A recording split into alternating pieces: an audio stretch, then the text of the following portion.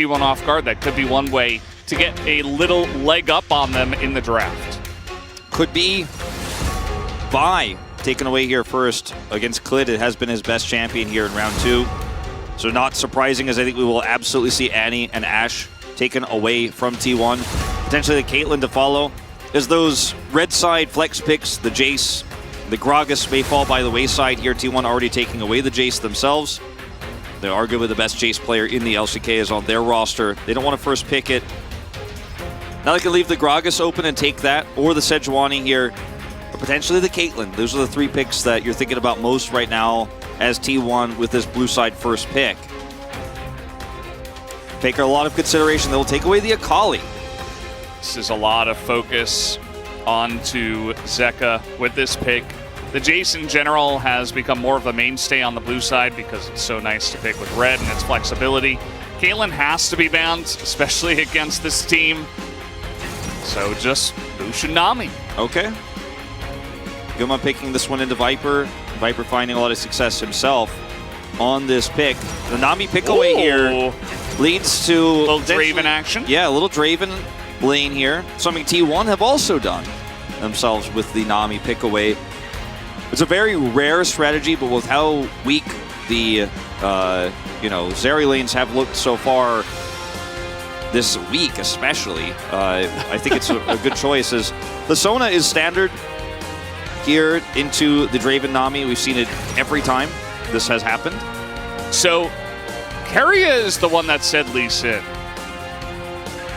Yeah. Which I don't know what to think about that because there's no way it's Lucian Lee Sin, right? But why is Keria the one that's like making the call for Oner's pick? I think right? he just wanted to say lock in Lee Sin. I want to think about this for a second more as probably the most likely scenario. But I think the Sona is definitely what they're going to lock in here. And there's no lane that Nami can play where if you lock in the Sona, you're like, aha, you gave that away. Guess we're going to pick something completely different. And the Sona is unplayable. It's just the strongest lane you're going to get next to Nami for the Lucian. So we've seen this matchup many times. It's going to be skill-based here. Obviously, how this one is going to play out. And both the Draven and the Lucian do similar things. They're looking for a mid-game spike, but getting the early cash-in with this Wukong pick, not going to be as easy as Lucian getting ahead with Lee Sin because Lee Sin more relevant pre-6. So the Lee Sin works extremely well with this here for T1. Yeah.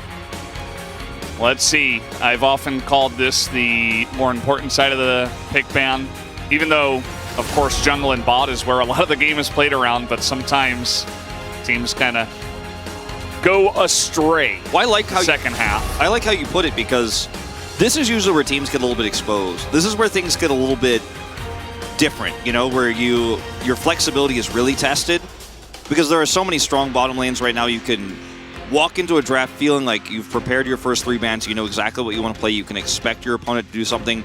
But this is where things get tricky because you can't always control what's going to be banned here. Are they going to ban what's strongest? Are they going to ban what you planned on playing? Are they reading you really well? In this case, it's targeted bans towards Kingan's champion pool, right? The Ornn taken away. Might even see a Sion ban here. Faker also targeted with his second ban on the Gragas. See what T1 are going to go for here is HLE will have pick priority. The alternatives to the lock-in of this Sion are just more standard topside picks. The Gnar, Fiora potentially with that Jax ban. Gangplank, definitely a champion that could do well here for HLE. But it would be blind, so I think we'll see the mid pick first if that's the angle they want to take. Kingan is talking a lot. Is he saying Aatrox? No. Cassante. Still a potential flex pick here, but seems very unlikely with the Wukong. Be locked away. A very safe pick. Zeus will have his counter pick ready now. Yeah, that is scary. Blinding into Zeus. Yeah. The guy can play pretty much anything. The Azir is the safest pick next to the Gragas, the safest one left up. And Akali was banned way, way, way back to the first banning phase here for T1, so it feels like a pretty safe pick. This may end up pushing us into a game where Zeka plays the Sylas. Some decent ultimates to steal here, right? The Azir ult, the Sona ultimate here. Maybe a LeBlanc, too, could be considerations coming up. Yeah. Nowadays. And it looks like it's going to be Renekton into this. Now, LeBlanc, definitely a possibility. Sylas, the more standard option, but Talia, the more recent BDD adaptation. Oh. And I feel the same way as when Closer locked in Talia. I actually like this Talia pick, though, because but you have really... Zeka. It is Zeka, but you have the ability to set up pick. You can lane extremely well here against this Azir. We've seen that, especially with the nerfs to Azir's first few levels. Talia is a lot more comfortable than she used to be in this matchup. And this is a pick that screams, I'm going to have the ability to roam and get an early cash in for Draven. That's not something the other picks we discussed will be able to do for you as well. Like, Sylas could do it for you, but it's going to be a lot about the setup and how well Oner is playing and where your prio is and how the bottom lane is going. This Talia is going to give you an opportunity to pick even a roaming support that makes a mistake. Draven gets that single cash in, then your mid game gets stronger. And this is kind of the new way, because we used to be only Akali, Sylas into Azir. Now BDD said this is how we're doing it. We're doing the Talia, and everybody's kind of following this trend as we move into the end of Week 8. I like it more than you do, I suppose. And we'll see what build he decides to go for too, because that is going to be affecting my enjoyment. Yeah, I mean, the pick in general nowadays, it does feel like a very nice and safe pick into the Azir, so everything you mentioned is nice. It has that global presence. Just the only issue I had with it is that, you know, I'm just a fan of watching Zeka on melee assassin type mid carries, you know, rather than kind of the more laid back, you know, setup plays and stuff like that, global presence kind of type. It's time, though, Valdez, as we approach playoffs, to branch out, though. You can't just be a melee assassin type player forever. You're going to have to expand. The meta has changed. It has shifted. And I like that Zeka will test himself here in this first game. We'll see if it works out as we hop into the Rift for game number 1.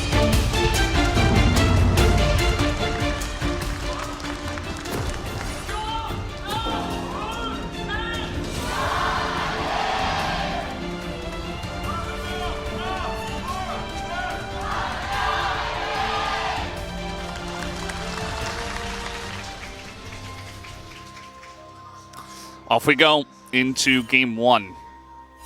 And this is massive. T1 want to get revenge. We know how Faker feels when he feels like things don't go his way. Generally, he is very angry, and he takes it personally. Oh, I didn't get Pog? Well, I'm going to play Lissandra, and I'm going to kill you multiple times. That was very early on this spring. I'm sure that he and the rest of them feel like, okay, we're here for revenge. This is the one team that took us out. Whereas Home Life, it's just... desperately, we want to get as many wins as possible before playoffs to have as good of a seed as possible. Yeah. And they know it's a difficult opponent, but anything can happen on a given day if you're prepared enough. Absolutely. And going back to the Zeka conversation, I think this is such a fun and valuable discussion to have, because going into Worlds, you know, right before the Worlds qualifiers as well, where DRX was struggling last year, we were like, oh yeah, his Azir is just, it's very middling, and this is a problem. And he improved it massively during Worlds and during the Worlds qualifiers. And then that became a huge threat. Then Akali was extremely meta. Sylas was extremely meta, right? And these 3 picks that he's known for now were what ended up pushing him to the forefront, why he was LCK Player of the Year, etc. Because he was just so incredibly strong at these specific picks. A lot of people will still tell you that they think that DRX won because it was a strong patch for the team. A lot of analysts say that. That even though they weren't great in regular season, the patch was good for them as a heal will be forced. Yeah.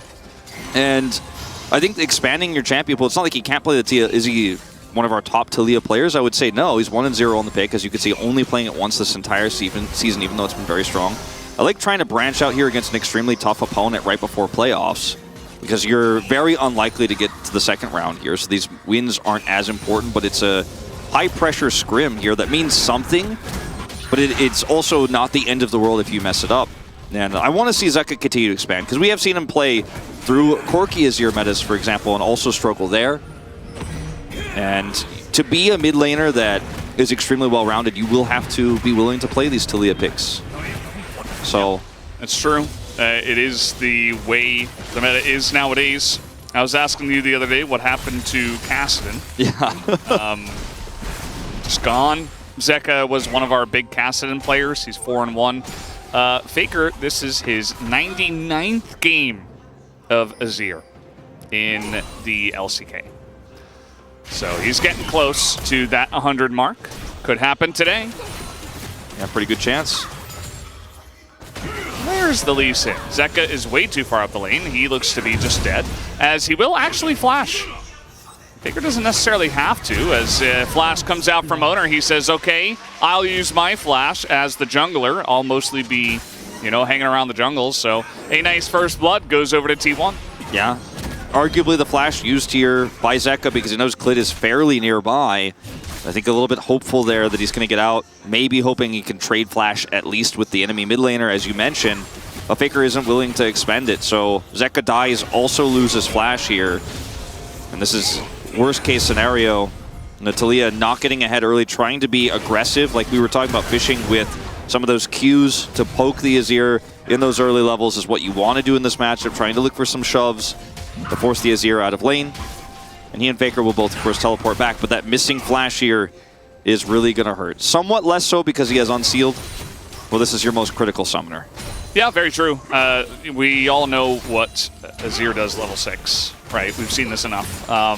And now your control mage doesn't have flash. So all they got to do is have Oner revisit the mid lane, and it should be a free kill, which is going to put so much pressure on Zeka to play safe or Klid to play around the mid lane. There's a couple of ways to deal with it. Maybe you just die again and accept your fate, or you try to, you know, build tanky and like try to get an early catalyst and go rod or something. You know, there's not a lot of wiggle room. Otherwise, you're just kind of taking losses in the little trades and the kind of paths, the alternatives that I mentioned. Yeah. It's really frustrating. At least bottom side is going extremely well. So you do have, right now, a pretty significant lead. You got the early Vamp Scepter, which is actually going to really help you deal with some of that sustain from the Sona in the lane. You'll be able to match some of that.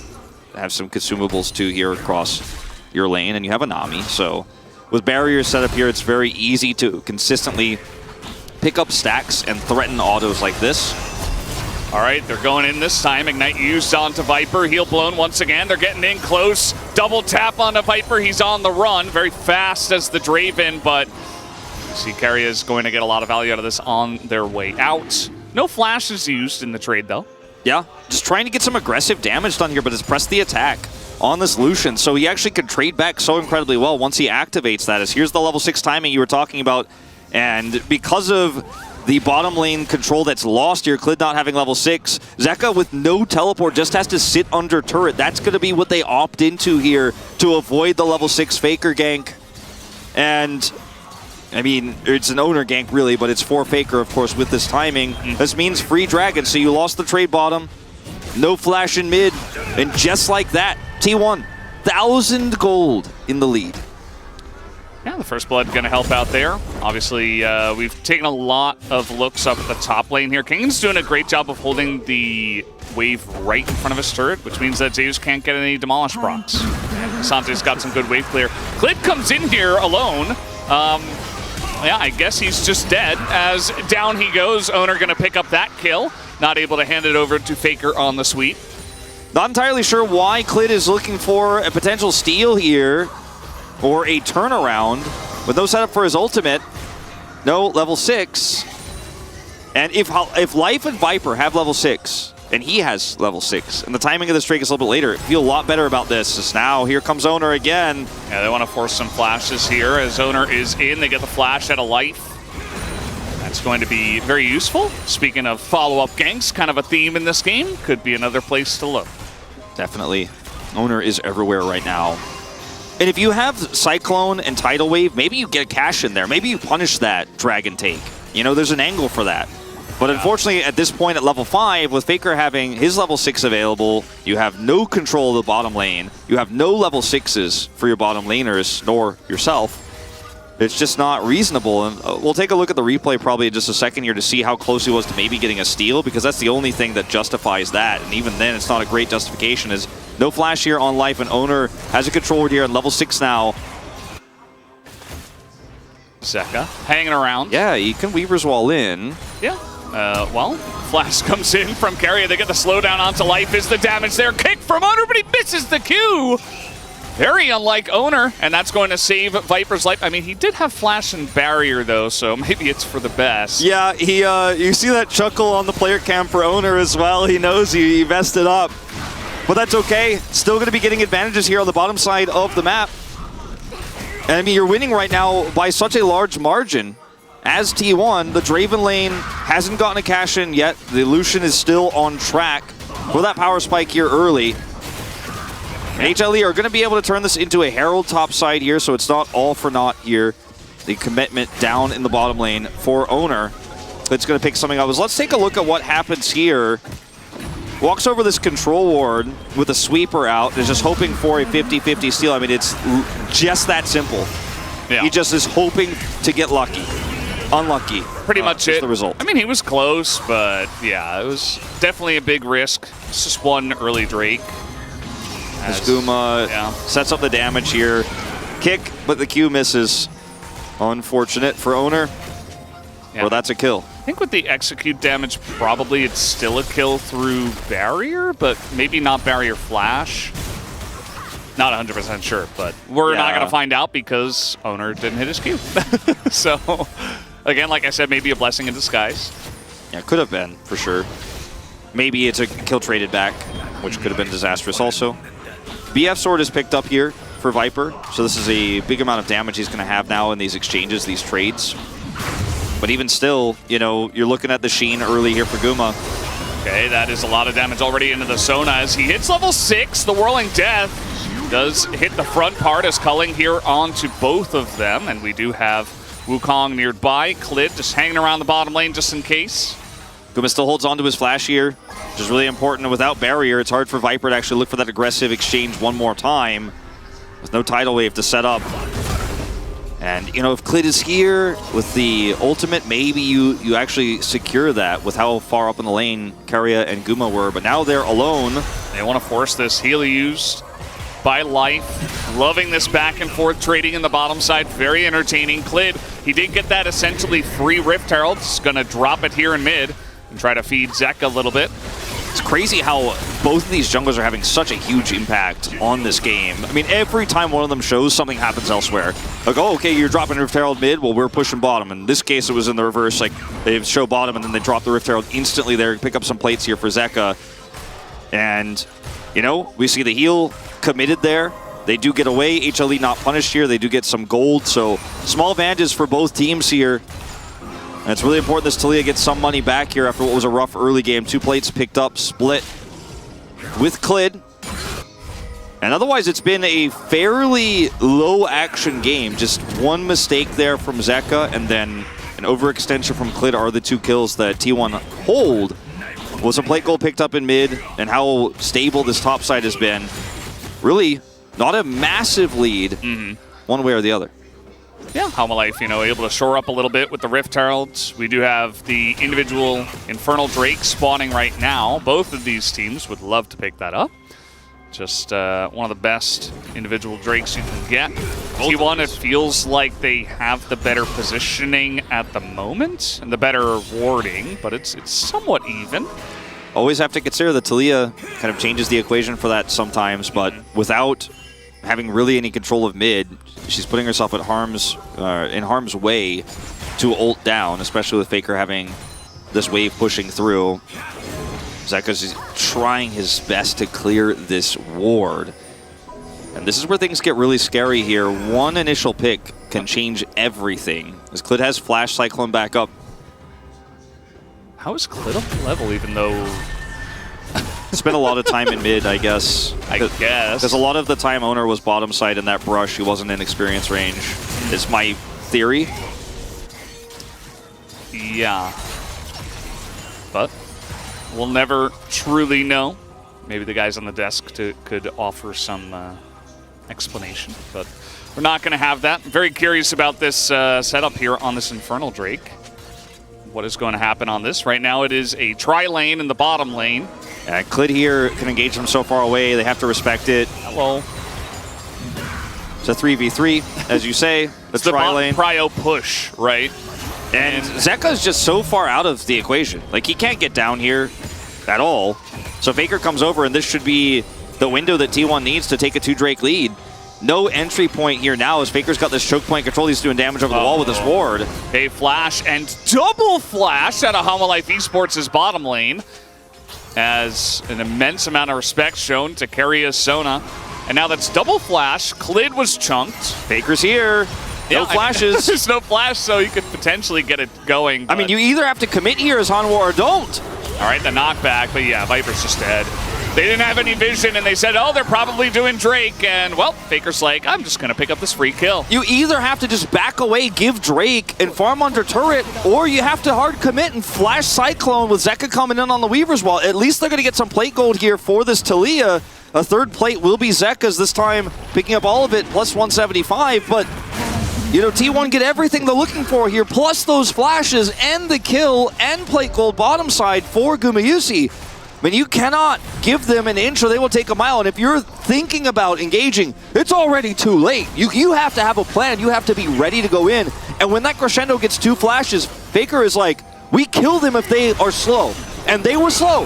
Where's Taliyah? She's moved back mid. There's no Wukong here. There's no re-engage. Tidal wave used way after the fact. And you cannot give T1 just even half a second or it's done. No flashes there on the bottom side.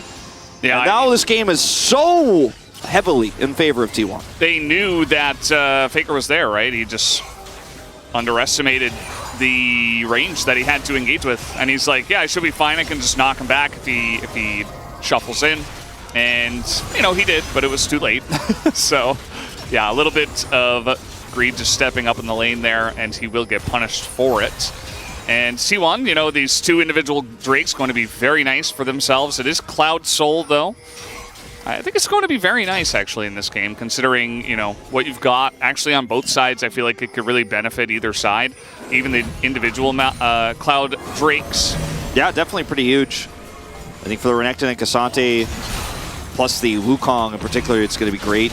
Taliyah loves this, too. Oh, little engage on a Faker as he is quite close to the turret. Clid is here, but Keria making his way up and a teleport used. Faker, man. Life Esports cannot engage. He is just so good at making it seem like you can kill him and then just getting map control from it. Yeah. It's absurd how much he's done this. It's actually a thing. It's crazy. Kind of he's memeing it in the beginning, but it's like his new tech. I don't know how to describe it, but Faker's like, yeah, I'm just getting really good at baiting the enemy team. It's really a thing. This Weaver's Wall here not going to get really any value. They won't be able to push this turret down. Kingen now alone. Yeah, he's in a lot of trouble. He does have the flash, and he will use it, but just gets flash stunned. And that should be the end of him, as Faker will pick up that kill. 2-0-2 now on Luden's Azir. Yeah. It's rough. Ooh, barely escapes that. That's a fast guy, but Viper doesn't have flash anymore. The damage not quite there, though, as they back away, and the zoning from the Cyclone is too much for T1 to handle, but now there is a very big Croc who is looking to collapse from the top side, and that will be a kill over to Gumayusi. Zeka should be able to get out here. Can he find Keria is the question. Yeah. Yes, he can. Will he die, though? Oh, yes, he will. The snipe. And you know what? This is a huge turnaround here for HLE. Not enough to put them in the driver's seat, but that's some money on it, Taliyah. You got your first cash in as Viper here on the Draven. So money given over. T1 look a little bit frustrated with how that last exchange went because it was a little bit sloppy. And if that crescendo hits Viper, none of this happens the way that it looked like it was actually going to turn. As yeah, Kingen is just left alone here after they collapse topside. Collapse topside, don't get Faker's flash initially, by the way. And then this dodge from Viper is MVP, because without that, he gets caught, he dies. The tidal wave follow-up is great. Oner is just trying so desperate to get in there and finish him off with the kick combo. So he gets the shutdown. Clid dies for this, but then Zeka unseen here, and Keria backs on a ward. Zeka comes over here, waits until Zeus shows in mid, and then flips him in for the kill. Nearly messes up the angle, but gets it done in the end. And we did get at least the 1 kill for Viper. Not sure how much the cash-in was. Yeah, not too high. Yeah. You have to imagine. Yeah, he's still 400 gold behind. That's pretty telling. He died early, so didn't have that many stacks. Yeah, died to Faker down on the bottom side, so. Yeah, we do have the next Drake up here in a minute. Looks like T1 really want to set their eyes on that one. The Drakes, even individual ones, very strong nowadays.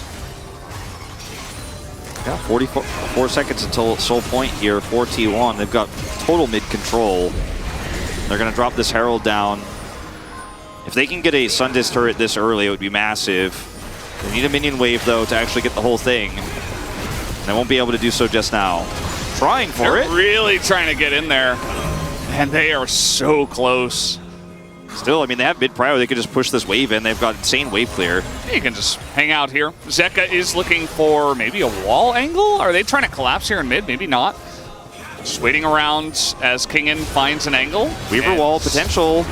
Yeah, trying to make a play as the... Okay, I mean, they're really trying to force this one and zone T1 away. Yeah, but a lot of really crucial tools utilized here. And without the tidal wave, you can't hold this choke anymore. Your Weaver's wall just isn't going to last. Another shove misses, and they do have some good vision control at least. So some of the pick potential with the Talia is decent, but now they're getting pushed into the river by the side of T1. Zeka looking for the flank. Let's see it. Looking for the wall. It would be so much more deadly if they had a tidal wave. They do not. All right, there's the wall.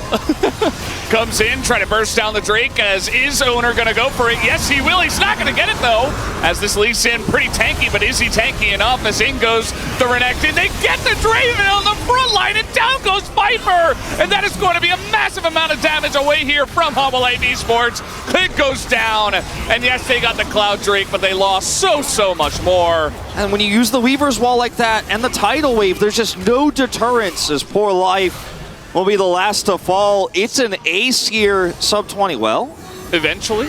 Maybe not. Needs it in 12 seconds for the ace. Can he get it? Good bubble. He's on vision. Yeah, he's dead. And it is an official ace. Yeah. Just a little bit slow. An ace at 20 minutes for T1. This is the game-winning moment. Very likely. Now, HLE do get the Drake. Well, there is no coming back in this composition anymore with the Draven. Viper's once again deleted.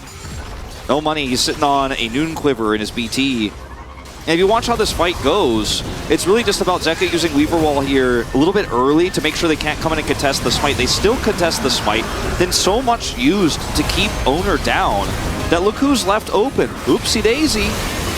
It's Keria who catches the enemy AD carry. Yeah. Your front line is completely tunneled on a Lee Sin. And HLE lose everything. This game is now no longer one you could recover from easily. Against a team like T1, I'd say your chances are less than 5%. Yeah, it's really rough. I mean, you're not getting any notable cash-ins for your Draven. That's part of the reason why you picked this up with the Nami, also to deny it from the side of T1. And then, you know, your Talia got so far behind so early on. I mean, take a look at the mid diff right now. It's pretty massive, and you can see the jump in gold as a team diff is also quite large. And the Baron is alive, so you know where T1's eyes are going to be set on. It's kind of a formula for them. It is. They have the damage to back it up very often at the spawn timer of said Baron, but they're not going to go for it this time. Not against a Wukong who does have flash available. They have some vision control, but not the full setup. Gonna look for a little bit more prio across the lanes before they start to do this. Maybe some cleared vision behind the pit. But at this point, T1 doesn't need to do anything risky.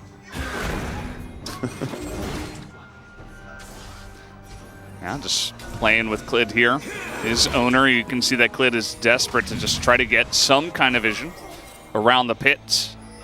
And if this was a Leandri's build for the Talia, you'd feel better about this game state. You wouldn't feel better about the Talia pick because it's not great in terms of what it does for your Draven. Like, you want to get that burst damage so your Draven gets cash-ins and actually has a strong mid-game. But now you have a Ludens that can't burst anyone because you're super far behind. Your Draven is not ahead. And you don't have that Leandri's damage that would have at least maybe helped you win longer fights. Your Draven certainly isn't going to be the one to do it at this stage anymore. Now, if we go to 15 minutes from now, maybe the Draven can help carry those fights for you, but I don't think T1 is going to give you that kind of time to farm it out. Yeah, they're very good at ending games swiftly and before things get messy. They're not really forcing any Barons, though. They are giving a decent amount of respect here to HLE Esports on this objective so far. Saw that Zeus kind of just backed off of the wave in the bottom side, and they didn't have full vision of where everybody on the side of HLE Esports was. So, you know, just trying to avoid a dive in the bottom side and taking it quite slow for T1 standards. Yeah. Cool. Yeah. Big ult. Yeah. Just trying to spot out whether T1 are rushing this down. They are not on it yet. But HLE is a painful game state because it would have only really been worse if they had also lost that smite to Oner, which was very close. Now you can't get map control, you can't actually start Baron yourself, you can't side lane. And you're just kind of waiting to lose objective fights. But you are going to take them, and you are going to hope that there's a mistake. You are going to hope you can catch somebody off guard, because that's your one way back into this game. Your only chance is T1 overextending on this Drake fight. But look at the setup they have here in mid, plus Sundis turret, plus Oner has his control ward. Yeah. They group up as a team, mid-prio, they say, okay, middle of the map is ours, objectives are ours. They've just basically, you could just cut off all of the blue side of the map. It doesn't exist anymore. They've halved the map. Culling is in, you know, trying to throw in some poke before they do, you know, split off for a Drake. They draw a line of wards, so HLE can't trade for Baron, can't do anything sneaky. Notice there is not one teleport ward for HLE. That's also been cleared away. They haven't been able to walk past the equator of the map here for a long time since that last Drake fight. Oh, they're going to try to force Baron. They're going to TP here to Baron. There is a control ward here, and the speed at which T1 does this, they should be able to rotate back over. Faker has TP, Zeus has TP. Yeah, and when they see the ward, they're like, can we even do this? The answer is no. Kingan's doing it by himself. I mean, Viper's clearing a lane in topside, like a wave in topside. They know this is happening. Like, absolutely. T1 just make their way over. Now, Keria's kind of going off on a little tangent here on the left side. Just wants to make sure he could stop anyone from flanking here. Baron at half health. This is when the fireworks hit. Not really going to be too successful in that, actually. HLE keeping this leash at the moment. Take a look at Klid's angle. He's got flash.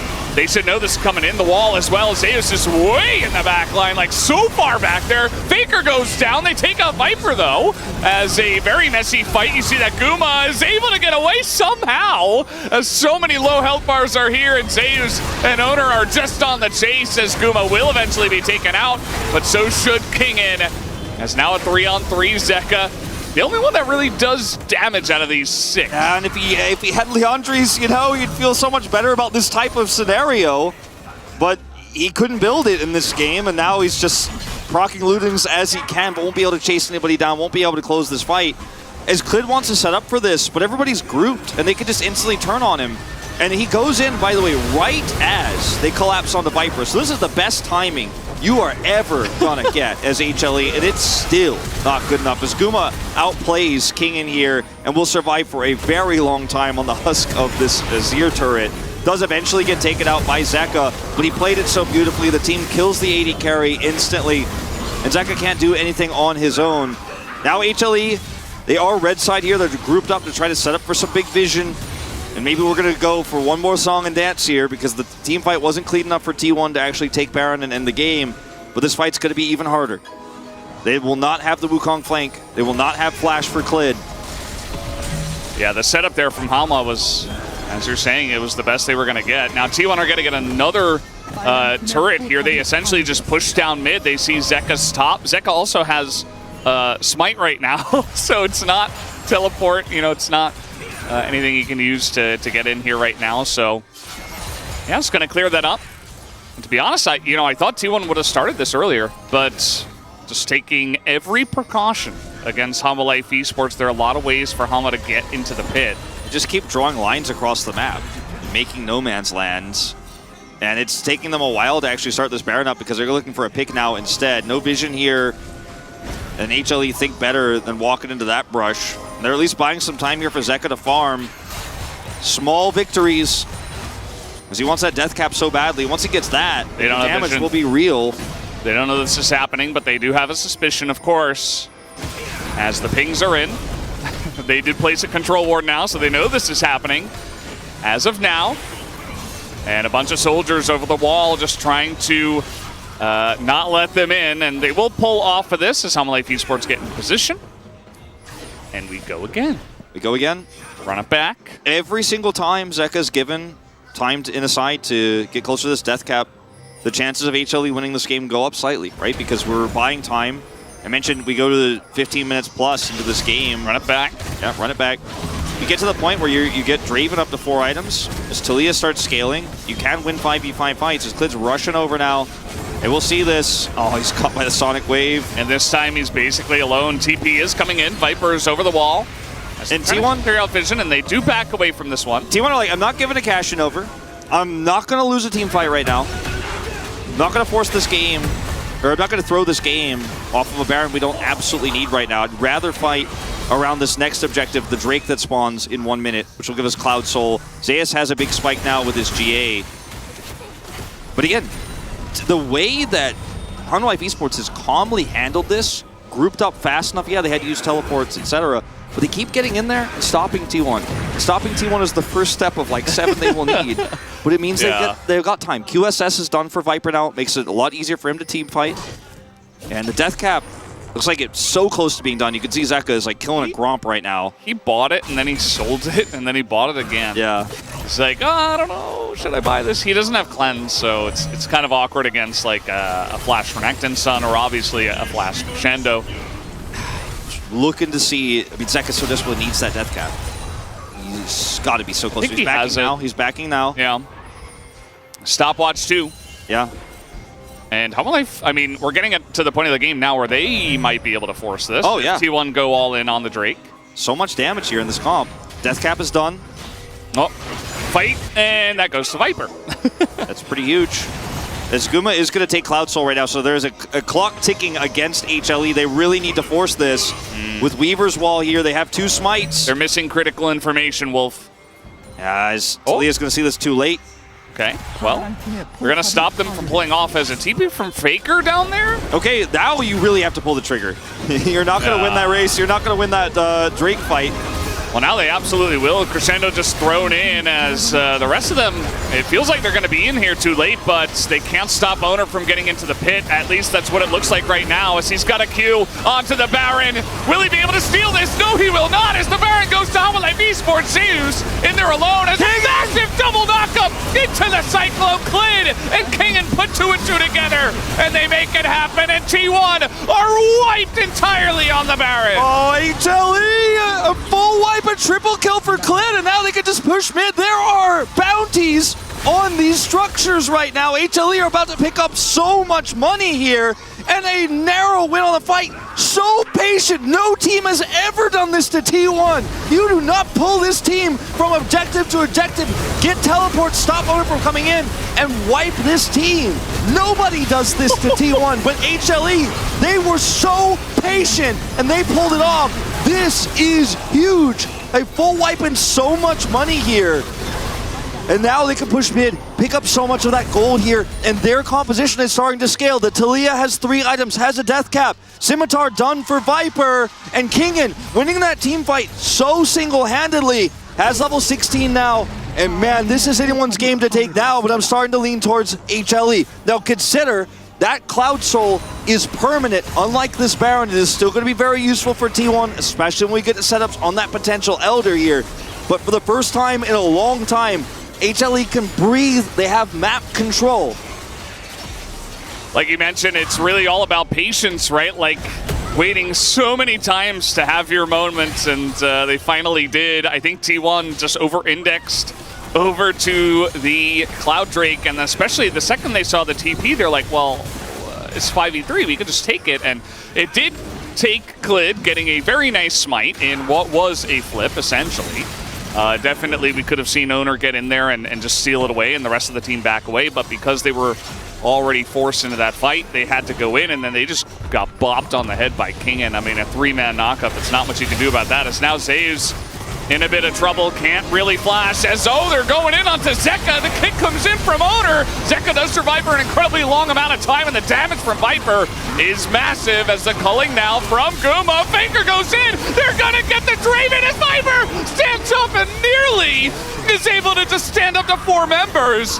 And that's gonna be enough to stop T1 in their tracks. Now, no ability here to grab a huge objective, so they get multiple kills here. It's 2 for 2. Across the board. HLE can't push any further. Their carries are down. Well, this is a really important team fight here for T1 because they stopped the Baron and they should be able to wrestle back some map control before the Elder fight. It's initially Zeka who is caught here. The angle of the tidal wave from life from so far away is beautiful. Stopwatch has to be burned. And remember, there's no res here anymore on this Wukong. The last one was lost by Zeus previously, so Clid gets out, but he loses that critical tool, which is so important for this Wukong in these upcoming fights, especially on objectives like Elder, because you force things so much more comfortably when you have that. Yeah. Faker getting closer to his death cap, though, picking up some extra gold in this last exchange. And this game is crazy wild. Yeah, you mentioned the tidal wave, but also the Cyclone out of Clid was huge for disengaging their, like, those layered ultimates are essentially what keep T1 out of, you know, just hounding them all down. And it keeps them alive. It gives Viper a chance, even when Faker goes crazy in that backline. And now we might just have a little bit of Elder versus Baron action because they're both going to spawn at basically the same time. This is going to get interesting. This is really going to get interesting. Remember last time HLE were able to pull T1 around. T1 got greedy trying to do everything. But I cannot stress enough. Like this is the first time I can remember T1 has made a mistake like that this year. And have been caught off guard by a team, actually kind of juggling the aggro, juggling the attention, vision control, and looking for a turn there. The Weaver's Wall really throwing them for a loop as well. They got the soul, but lost the subsequent team fight trying to get both. It's just not a mistake that T1 ever makes. We consider this team to be the best team in the world at decision-making on these critical objectives.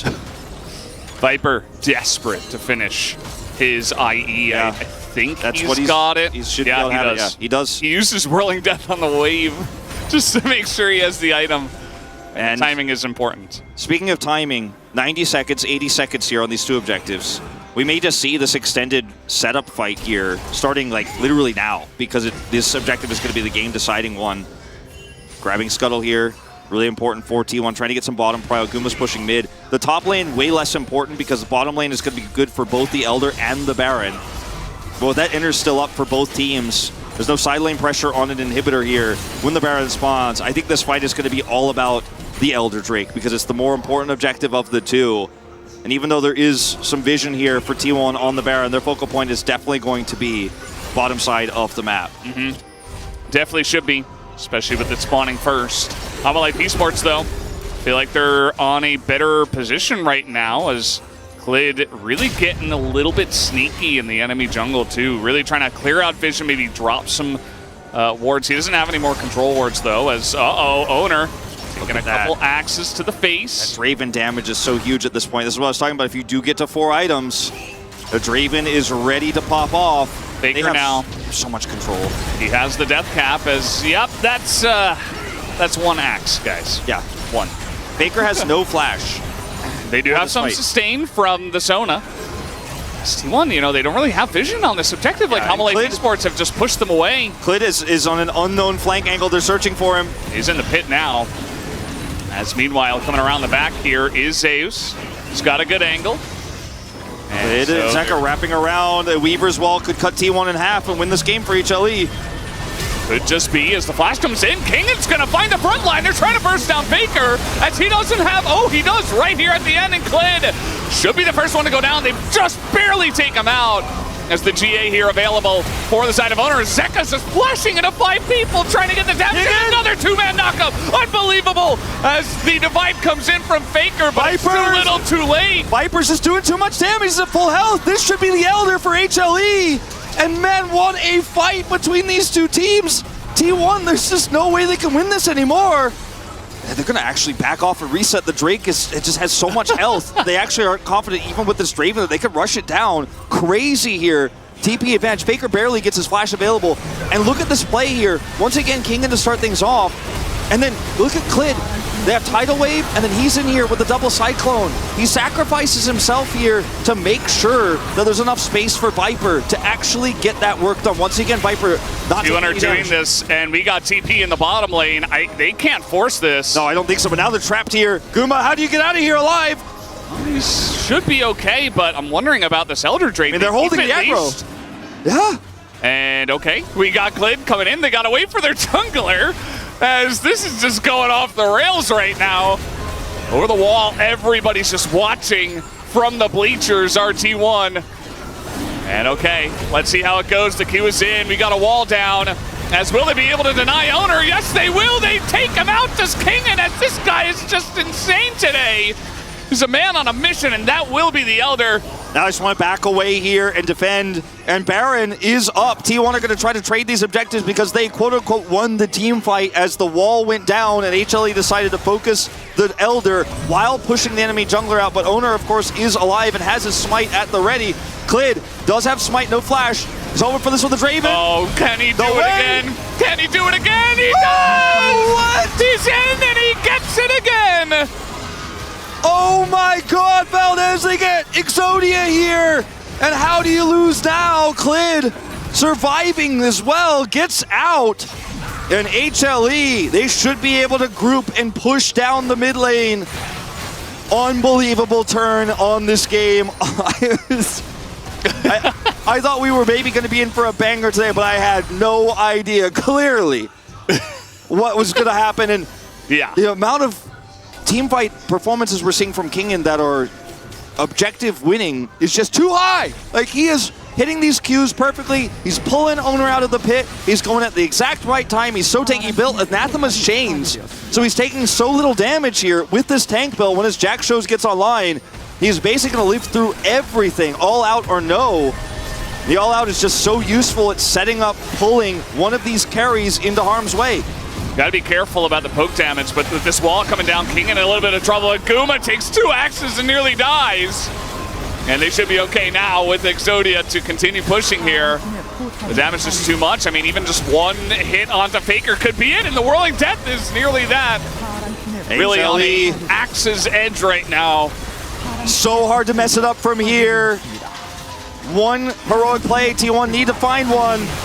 Faker has Emperors. This might be where you just got to throw it down. 30 seconds on Elder buff. I don't think they've got enough time to wait to T1. Hollow Life should just be able to slowly chip away. Zeus looking for the flank here. When that Emperor's Divide comes down, you've got one chance, T1.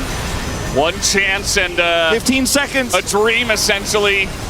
12 seconds, the damage goes in. Oner gets the kick, but he's alone. Nobody can get in as Faker can't get over to the left. This game is over as Guma also will be chunked out. They want their KDA, and they deserve their KDA. They will have it now. HLE Esports will take game 1 in 40 minutes. Unbelievable game, and one win away now from doing it again.